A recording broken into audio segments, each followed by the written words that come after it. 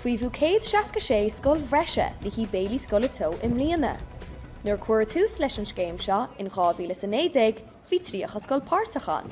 Agus anois, tá breis is 300,000 dalta bunscoile a fáil Béilí Teo ar scoil. Daltaí do chuid Scoil Náisiúnta Thír a letimóis san áireamh. Choile lá be sé ná an rud leiniche an ránu aptá ag scoil, agus tá neart ránaí an agus tá chóirt go deasar. Beidir se acu rudidir rial nachmach acu gúnaí le hí ag scoil.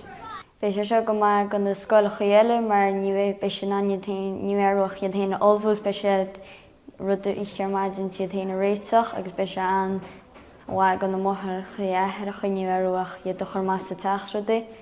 Bé sneic acu sin a lón beg agus bé na lón te acu i lón mórs agus sin na méid bheits a roiinn sin. Is síontach a ruda gan na daltaí nua a bheits a fáil le Béilí Teo, mar bé neart fuinnehacu le go le súgra gimmert sacr nó hebí ceir bheith gimmert mutí má. Tá 2,200 scoil timpeall tíre páirteach sa scéim Béilí Scoile Teo, agus tá sé de ainm ag an Béilí Coimirce Sóisialaí, Heather Humphreys, an scéim a chur a bhaim in nach scoil sa tír mar chuid de bhuiséad fiche 5.